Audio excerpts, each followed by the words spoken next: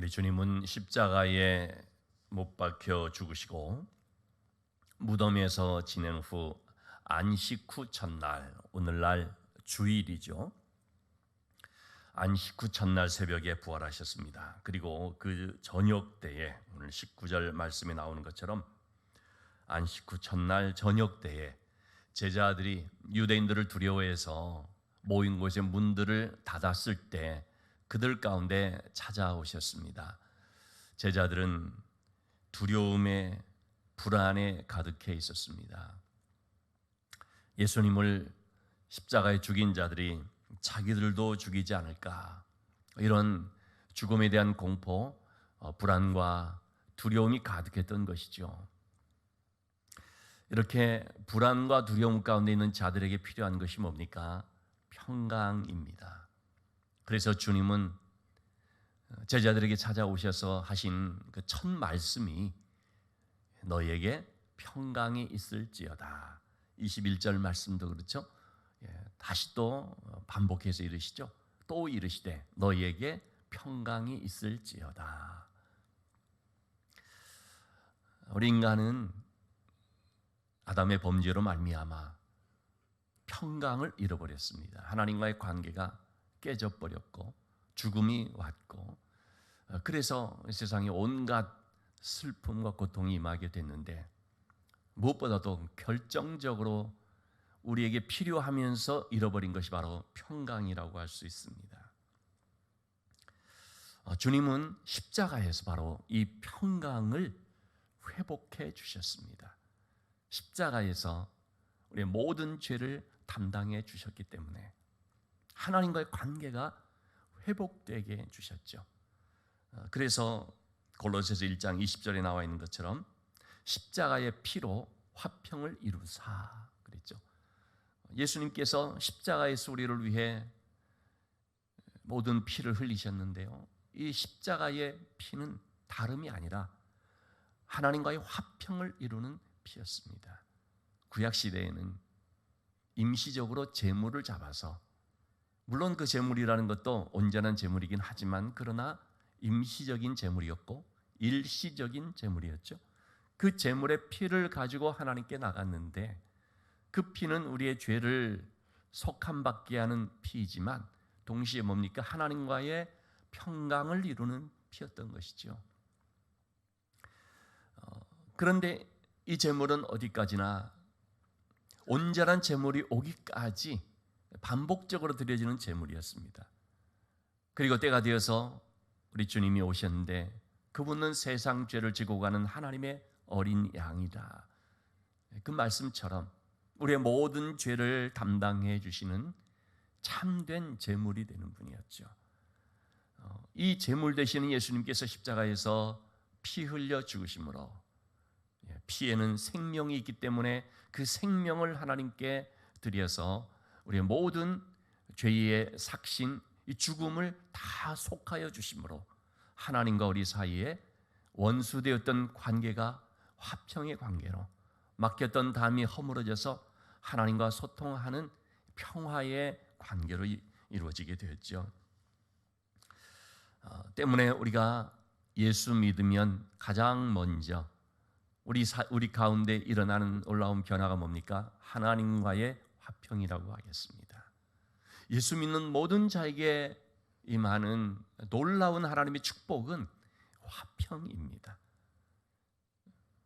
하나님 앞에서 두려워 떨 수밖에 없는, 불안 가운데 살 수밖에 없었던 우리가 예수 믿고 하나님의 자녀가 되었다는 그것은 너무너무 놀라운 선물인데, 바로 그것은 화평을 말하는 것이죠. 그렇게 벌벌 떨며 그 진노의 잔을 피할 수 없었던 우리 죄인들이었던 우리가, 어제 금요일날 또 말씀을 드렸지만, 참 우리의 신분이 죄인에서 하나님의 자녀라고 하는 하나님의 아들로 신분이 바뀌어져 버리는 그런 놀라운 일이 일어나서, 그래서 우리에게 화평이 임한 것을 보게 됩니다. 부활의 주님을 통해서 우리가 얻게 되는 가장 귀한 축복, 그것은 바로 화평이다 말할 수가 있겠습니다. 두 번째로 주님께서 제자들에게 주신 것이 뭡니까? 죄로 인하여 잃어버렸던 기쁨이었습니다. 죄로 인하여서 우리의 삶에 너무나 큰 슬픔이 임하였습니다. 그런데 우리 주님께서 이 죄 문제를 해결해 주시고 우리 대신해서 십자가를 져 주심으로 우리에게는 말할 수 없는 기쁨이 임하게 됐습니다. 그래서 예수 믿으면 우리가 나는 기뻐요, 정말 기뻐요, 이런 찬양을 하지 않을 수가 없는 것입니다. 그 기쁨은, 그 웃음은 감출 수가 없는 것입니다. 우리 주님께서 제자들을 찾아오셔서 20절의 말씀 다시 한번 보시면, 이 말씀을 하시고 손과 옆구리를 보이시니 제자들이 주를 보고 기뻐하더라. 주님이 이 땅에 오셨을 때 천사들이 들에서 양을 치고 있던 목자들에게 전해졌던 말씀이 뭐였습니까? 너희들에게 큰 기쁨의 좋은 소식을 전하노라. 좋은 소식이라는 건 복음이지 않습니까? 근데 이 복음이 온 세상에게 미치는 큰 기쁨의 좋은 소식입니다.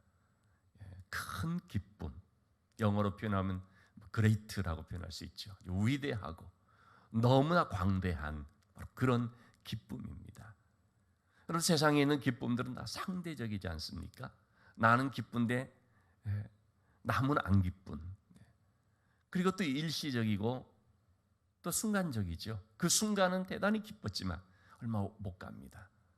그러나 주님이 주시는 참된 이 기쁨은 온 백성에게 미치는 기쁨입니다. 모든 사람들이 다 기뻐할 수 있는 기쁨이고, 그리고 이 기쁨은 내 감정이 식으면 없어지는 기쁨이 아니라 평생을 가는 기쁨인 것이죠. 특별히 아마도 우리가 천국에 갔을 때 그것은 아마 절정에 달하리라고 봅니다. 이러한 기쁨을 주님께서 주셨는데 그것은 바로 십자가로 인하여 우리에게 주시는 것이라고 하겠습니다. 모든 죄를 담당해 주시고, 그리고 이제 부활하신 주님께서 우리 가운데 오셨기 때문에 그 부활의 주님을 만난 제자들처럼 우리가 부활의 주님을 영접하면 너무나 큰 기쁨이 있는 것입니다. 그리고 어떤 사람들은요, 성금요일 십자가에서 주님이 죽으신 바로 그날 거기에 머물러 버리는 사람들도 있습니다. 그래서 십자가의 주님을 묵상하면서 참 슬픔이 있지요.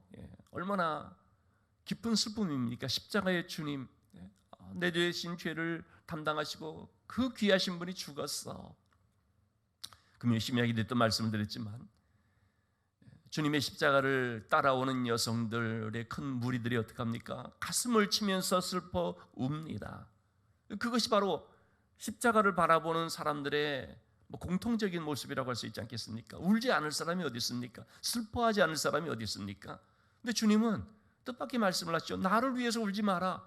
너희와 너희 자녀를 위해서 울라라고 말하죠. 나를 위해서 울 필요가 없다는 것입니다. 주님을 위해서 우리가 왜 울 필요가 없습니까? 주님은 지금 십자가를 지지만 조금 있다가 어떻게 됩니까? 부활하시거든요. 그렇기 때문에 주님께서는 나를 위해서 울 필요가 없다라는 거죠. 오히려 너희와 너희 자녀들의 영혼을 위해서 울어야 된다는 말씀을 하시는 거죠. 근데 많은 사람들이 십자가의 주님을 바라보지만 그 성금요일에 멈춰버릴 때가 많이 있다는 거죠. 그래서 예배를 드리는데도 그런 예배가 되어버리는 것입니다. 근데 그것을 경건이라고 착각을 하는 거죠. 웃으면 안 되고 기뻐하면 안 되고, 예수님이 그 십자가를 보면서 가슴을 치며 울어야만 그것이 아주 신앙 좋은 것처럼, 그게 뭔가 좀 수준 있는 신앙처럼 이렇게 착각하는 사람들이 있습니다. 저는 그들의 신앙이 성금요일에 멈춘 신앙이다라고 말을 하고 싶습니다. 여러분, 우리는 나가야 됩니다. 성금요일에서, 물론 성금요일도 귀하죠. 그러나 거기서 무덤을 열고 부활하신 부활절 주일로 나가야 됩니다. 그래서 부활절 주일 예배는 어떤 예배입니까? 기쁨의 예배입니다. 아무리 슬픔이 있었다 할지라도, 그 어떤 슬픔이 나를 짓눌렀던 순간이 있었다 할지라도 부활의 주님을 영접했다면, 정말로 부활의 그 주님을 만났다고 한다면, 그러면 우리는 그 부활의 주님으로 인하여서 그 모든 슬픔을 깨트려버리는, 그 슬픔의 감옥에서 또는 그 슬픔의 무덤에서 그냥 박차고 나올 수 있는 이 기쁨이 우리에게 있어야 되는 것이죠. 너무너무 기쁨, 말할 수 없는 기쁨. 그러니까 우리의 주일 예배 혹은 우리의 모든 예배들이 어떤 예배입니까? 기쁨의 예배가 되어야 되는 것입니다.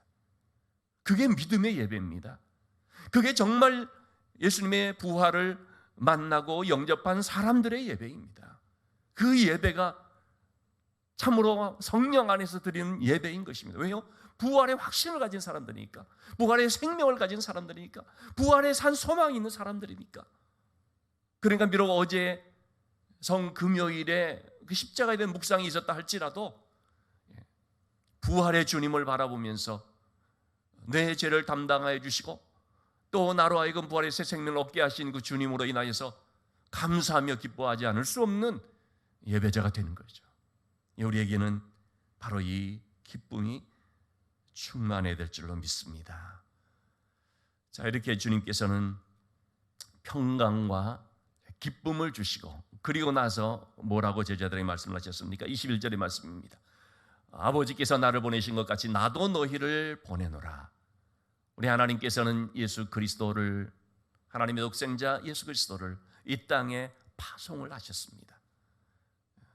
하나님이 세상을 이처럼 사랑하사 독생자를 주셨으니 그것은 우리 주님을 보내신 것이죠. 파송을 한 것입니다. 그로 말미암아 이 세상이 복음화가 되는 거 아니겠습니까? 복음의 시작이 바로 우리 주님을 보내심으로 되어졌죠. 그 주님은 계속해서 이 복음의 사역을 감당하시는데, 이 복음의 사역을 감당하기 위해서 주님은 제자들을 택하였습니다. 소수의 제자들이지만 그들을 훈련시켜서 그들로 하여금 십자가와 부활의 신앙을 갖게 하신 다음에 세상으로 보내시는 것입니다. 때문에 교회는 주님께로부터 부르심을 받은 공동체이지만, 그리고 나서 어떻습니까? 반드시 세상으로 보냄을 받은 공동체가 되어야 됩니다. 파송을 받은 공동체인 것입니다. 제자들에게 내가 너희를 세상으로 보내노라 말할 때 이 세상은 어떤 세상입니까? 빛보다 어두움을 더 사랑해서 빛을 핍박하는 악한 세상, 빛이 없는 어두움의 더러움의 세상, 혹은 이 제자들을 너무나 무섭게 하고 두렵게 했던 그런 세상이지요. 주님은 그들에게 너희를 세상으로 보내노라 말합니다. 세상이 두려워서 불안 가운데 두려움에 문을 걸어 잠그고 있던 그런 제자들에게 주님께서 내가 너희를 세상으로 보내노라 라고 말하는 것이죠. 그런데 주님 그냥 보내지 않습니다. 여러분, 절대로 주님은요 그냥 보내는 일이 없습니다. 그냥 보내면 어떻습니까? 내 힘으로 감당하려다가 여지없이 깨져버리기 때문입니다. 감당할 수도 없습니다. 보냄을 받기는 받지만, 가기는 가지만 사명을 감당할 수 없습니다. 그냥 보냄을 받으면 반드시 뭐가 있어야 됩니까? 주님 말씀하셨죠? 22절 말씀. 이 말씀을 하시고 그들에게 숨을 내쉬면서 성령을 받으라. 성령으로 무장돼서 나가야 됨을 말하는 것입니다. 숨을 내쉬며 말씀하셨습니다. 성령을 받으라. 숨을 내쉬다라는 말, 엠푸소라는 말은 숨을 불어넣다라는 말입니다.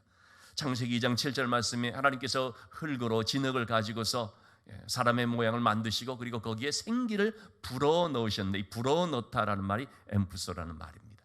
그러자 어떻게 됐습니까? 살아있는 영적 존재가 됐습니다. 생령이 되었다라고 했습니다.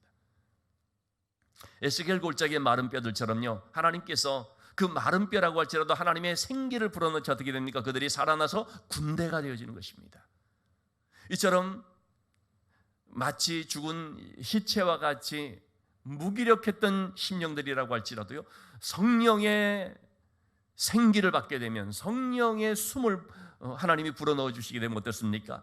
그들은 능히 사명을 감당할 수 있는 그리스도의 군대가 될 수 있는 것이죠.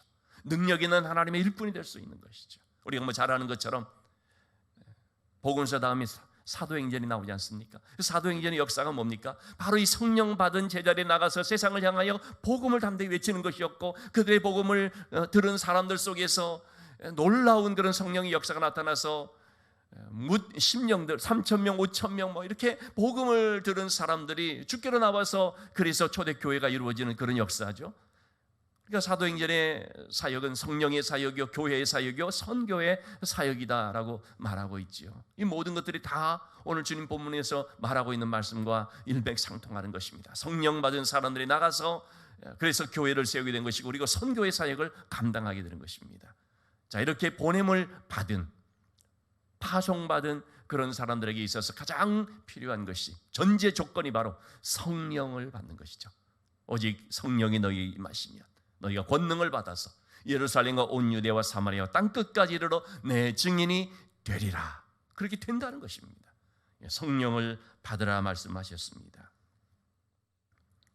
세상으로 보냄을 받은 교회에 성령을 주심으로 사명을 감당할 수 있기 때문에 그 심령들은 정말 새롭게 창조된 심령이라고 말할 수 있겠습니다. 이 성령이 없이는 아무리 부활의 주님을 만났다고 할지라도 사명이 땅으로 가지 않습니다. 여러분, 베드로를 우리 알지 않습니까? 부활의 주님을 만났거든요. 근데 그 다음에 어떻게 됐습니까?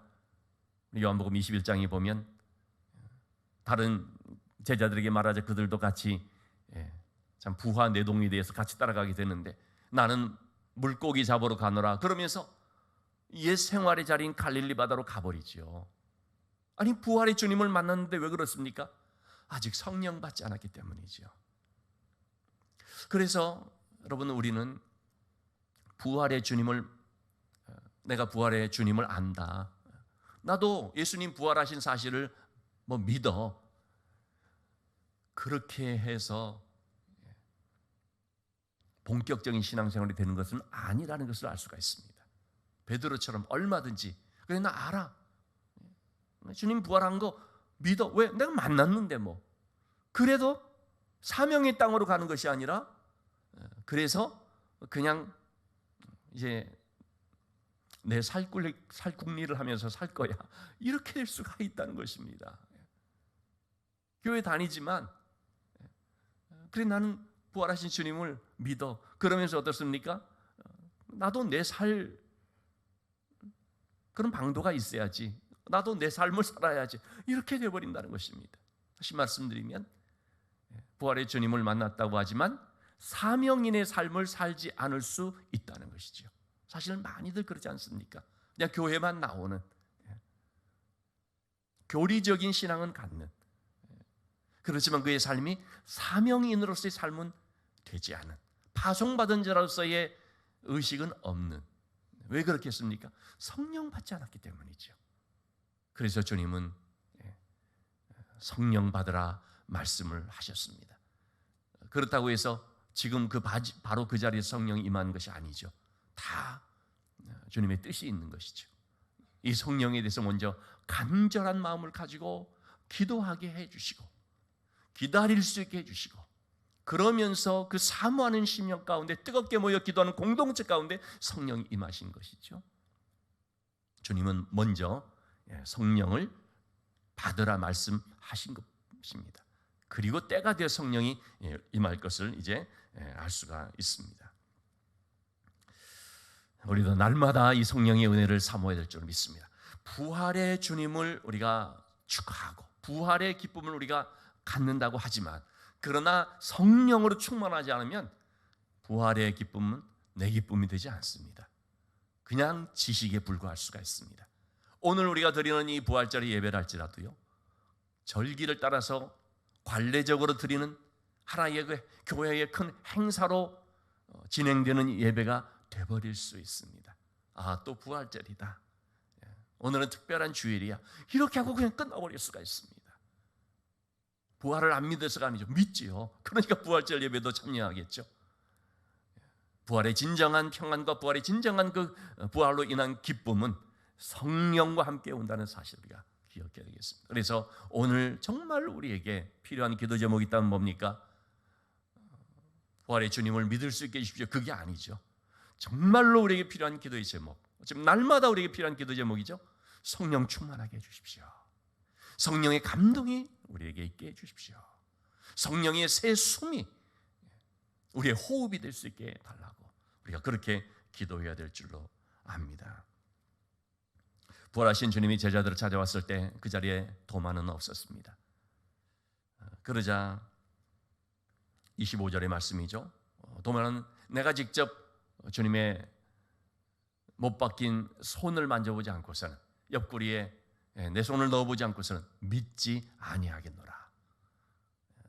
참으로 제자들 중에서 이 도마는 좀 독특한 사람이었던 것 같습니다. 제자들의 그런 말을 들어도 믿지 못하겠다는 것입니다.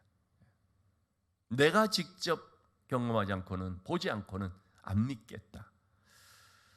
여기에 대해서 주님이 아주 귀한 교훈의 또 가르침을 주신 거죠. 29절 말씀입니다. 27절 말씀입니다. 도마에게 찾아오셔서 너의 손가락을 그럼 넣어보라. 내 옆구리를 만져보라. 직접 그렇게 하도록 했습니다.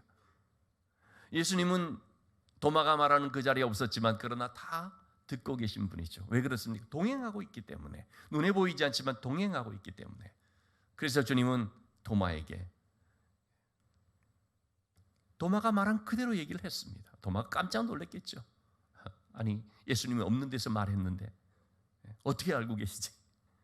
그래서 만져보도록 하시고, 그리고 도마가 고백을 하죠. 나의 주님, 나의 하나님이십니다.